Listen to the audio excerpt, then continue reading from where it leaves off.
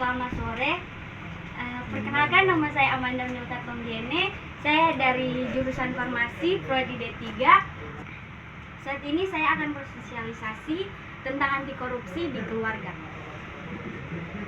Keluarga yang terdiri dari orang tua, anak merupakan unit terkecil dalam masyarakat. Orang tua merupakan pihak yang pertama dan utama dalam melakukan internalisasi nilai kepada anak. Ada keterkaitan yang sangat erat antara keluarga dan budaya menurut beberapa ahli. Menurut Doval dan Logan, mendefinisikan keluarga sebagai sekumpulan orang dengan ikatan perkawinan, kelahiran, dan adopsi yang bertujuan untuk menciptakan, mempertahankan budaya dan meningkatkan perkembangan fisik, mental, dan emosional serta sosial dari tiap anggota keluarga. Lebih jauh lagi, menurut Anselaner Ansler menyatakan bahwa ada keterkaitan antara korupsi dan budaya. Budaya yang kental dengan nuansa trust sangat berkaitan dengan rendahnya korupsi. Lebih jauh lagi, menurut Anselaner menyatakan bahwa keterkaitan antara korupsi dan budaya yang kental dengan nuansa trust sangat berkaitan dengan rendahnya korupsi. Sebaliknya, budaya yang mistrust yang berkorelasi positif dengan tingkat korupsi. Oleh karenanya, membangun suatu upaya pencegahan korupsi. Keluarga yang jujur menurut Gong dan Ma akan dapat membedakan hal yang salah atau yang benar. Mereka akan tergoda untuk melakukan korupsi dan akan menghindari konflik kepentingan. Paling efektif dalam penanaman moral anak usia 4-9 tahun. Yang pertama, stadium 1, individu memfokuskan diri pada orientasi kepatuhan dan hukum memfokuskan diri pada konsekuensi langsung dan tindakan mereka yang dirasakan sendiri akibat fisik. Anak berorientasi pada hukuman, anak patuh karena takut dihukum. Sebagai tambahan, ia tidak tahu bahwa sudut pandang orang lain berbeda dengan pandangan orang lain. Tahap-tahap perkembangan moral ada 3 tingkat. Tingkat yang pertama, pra-konvensional, usia 4-9 tahun. Stadium 1, individu memfokuskan diri pada orientasi kepatuhan dan hukuman memfokuskan diri pada konsekuensi langsung dari tindakan mereka yang dirasakan secara sendiri. Anak berorientasi pada hukuman, anak patuh karena takut dihukum. Stadium 2, orientasi minat pribadi, perilaku yang benar didefinisikan dengan apa yang paling diminatinya.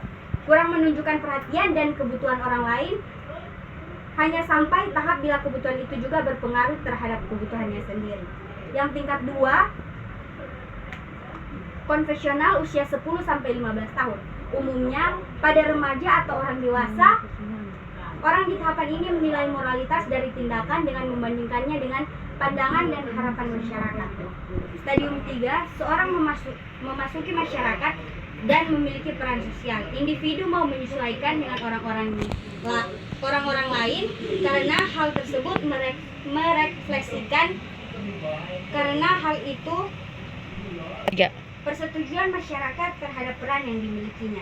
Stadium 4, pentingnya untuk mematuhi hukum, keputusan, dan konvensi sosial karena berguna dalam memelihara fungsi dari masyarakat. Penalaran moral dan stadium 4 lebih dari sekedar kebutuhan akan penerimaan individual seperti dalam tahap 3. Kebutuhan masyarakat harus melebihi kebutuhan pribadi. Bila seseorang bisa melanggar hukum, mungkin orang lain juga akan begitu, sehingga ada kewajiban atau tugas untuk mematuhi hukum dan aturan. Bila seseorang melanggar hukum, maka ia salah secara moral, sehingga celaan menjadi faktor yang signifikan dalam tahap ini karena memisahkan yang buruk dari yang baik. Tingkat 3, pasca konvensional, umur 16 tahun ke atas. Prinsip-prinsip moral diterima atas kehendak-kehendaknya sendiri. Kenyataan bahwa individu adalah identitas yang terpisah dari seseorang harus dilihat sebelum sebelum perspektif masyarakat. Akibat hakikat sendiri mendahului orang lain, ini membuat tingkatan pasca konfesional sering tertukar dengan perilaku pro-konfesional. Stadium 5, individu-individu dipandang sebagai memiliki pendapat-pendapat dan nilai-nilai yang berbeda. Dan adalah penting bahwa mereka dihormati dan dihargai tanpa memihak. Kenyataannya, tidak ada pilihan yang pasti, benar atau absolut. Ya. Stadium 6, penalaran moral berdasarkan pada penalaran abstrak menggunakan prinsip etika universal. Hukuman hanya valid bila berdasarkan pada keadilan, dan komitmen terhadap keadilan juga menyertakan keharusan untuk tidak mematuhi hukuman yang tidak adil. Program ini bertujuan agar anak dapat terinternalisasi nilai-nilai anti korupsi, utamanya adalah nilai kejujuran, sehingga dapat tercapai generasi yang jujur di tahun mendatang, dan menguatnya juga fungsi keluarga dalam menanamkan nilai kejujuran. Pendidikan anti korupsi dapat dipahami sebagai upaya pengembangan segala potensi yang dimiliki masyarakat untuk mewujudkan budaya anti korupsi dalam kehidupan masyarakat, berbangsa, dan bernegara. Potensi tersebut antara lain adalah nilai-nilai atau norma-norma yang hidup dan menjadi pedoman masyarakat dalam kehidupannya sehari-hari. Sekian dari saya, kurang lebihnya mohon maaf. Terima kasih.